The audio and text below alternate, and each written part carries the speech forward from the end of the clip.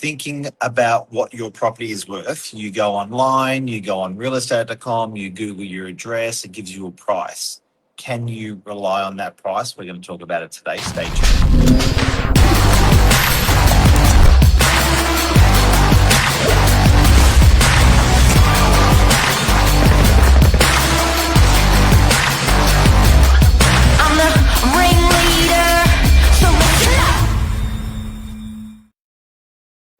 Good morning, everyone. Welcome to Morning Minutes, episode 1661.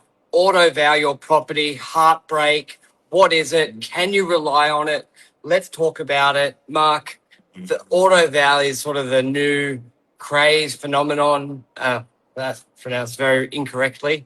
But there's a lot of websites offering it. You've got CommBank, type it into Google, there will be a price. REA. Yeah. Like before, you used to have to call an expert to get a price on a property, but now you can just Google it and get a price. But we've heard some shocking stories about that. We've also, in the process of marketing a property for sale, we've had people come through the open home and say, well, I Googled that address and it says it's only worth 1.1, you're guiding 1.3. So what's going on here? How do they, first of all, what is an auto val? How does it work?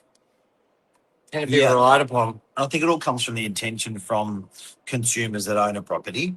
And they all love to know where they're sitting in the marketplace. They're guessing in their brain.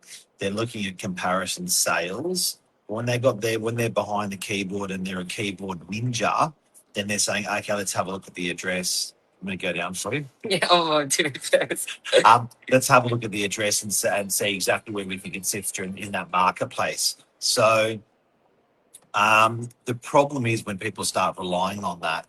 When people wanted to advance their inquiry, they would literally walk in or telephone an agency and they'd say, okay, can you come and look at my place? And it would be quite an exacting sort of process. Now, don't forget, with an agent, it's still not a valuation. Correct. It's an opinion. And that agent is meeting all the buyers out there and they're saying, we feel that the buyers out there will pay this. It's not an exact science.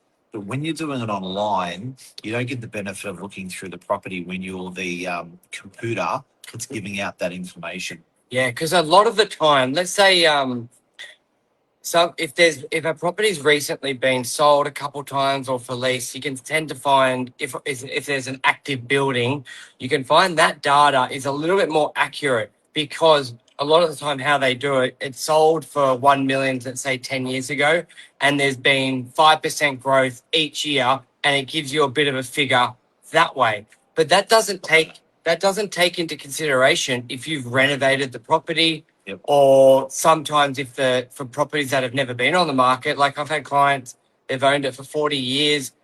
RP data, the software's never confirmed how many bedrooms. So it's counting it as a 2-bedroom apartment when it's only 1 bedroom, and that price is well off. And so it can be very inaccurate. And I was telling Mark and Lisa this morning when we were talking about auto vows of a bit of a horror story where I had an owner who had been putting his address into the property, and that came out with a figure, and he'd been checking it every couple of times a year, planning his retirement based on that price. I get to the property doing a presentation. I say the property is worth 300,000. And he goes, but the auto vows it's been saying it's worth 1.2 million. And I was like, oh no, one, commercial's even less accurate than residential. And this gentleman had been planning his retirement based on that auto vow instead of just picking up the phone and calling an agent, which I get a lot of people, they're a bit timid by that because they feel like they're going to be sold or hassled, which is why our 3-minute appraisal is amazing. And we get thousands and thousands of owners where they can just text message us an address and we will reply with a price. And all of our knowledge. That's the difference. I think it's not artificial knowledge, it's real knowledge. The thing is, why this has become such a huge thing and a big attraction for people out there, and people actually don't know this. These people are selling your lead to real estate agents. 3 minutes, one price, one message. The best marketing we've done. But what's happening with these online appraisals is once they've got your name and number, they are selling your name and number to a real estate agent, Yes. and they charge the real estate agent anywhere between $3,000 to sort of $7,000 or $8,000 for your name and number if you list your property with that agent. About 20% of your selling fee. So if you're a property for $1 million and the selling fee is 2%, it's 20 grand. About 20% of that, they're actually going to about $4,000.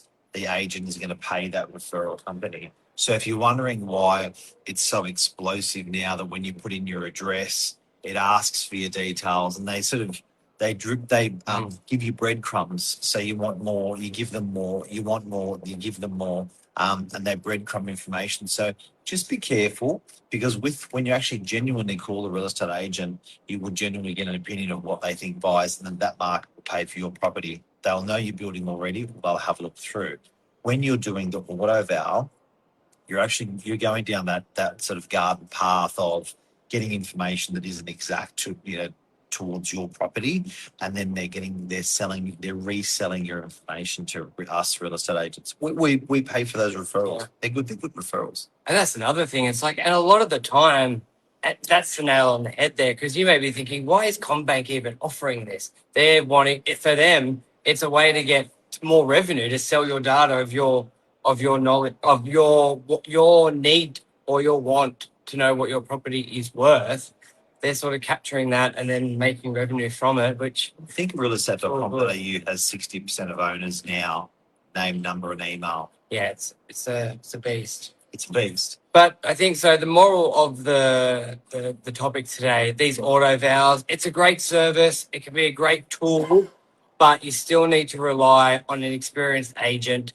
And especially what would be worth doing is look at your auto val, get an agent in, and just see what those price differences are, if there is any. Because then, you can, and if you find that for your property, it might be quite accurate, then you can trust it a bit more. But you might find your auto val pricing is 50% less or more than what the agents are saying, and therefore you can just put in the memory bank, these figures are not accurate for this type of property.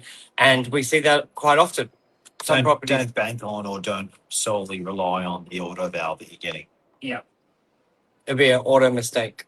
Do you want to talk about your ball? Mark wanted my ball, and I said, this is my ball. I'll bring you one next week. He's doing a podcast video. He drops his ball and he decides to pick up the ball over the podcast. Yeah, because I didn't want anyone to trip over in the back. There were all the people watching and listening to us. Carries balls and bounces balls. Yeah. Thank you. He offered me a ball today. He wanted to play with my ball. Have a great day, guys. Thanks, guys. See ya. Bye.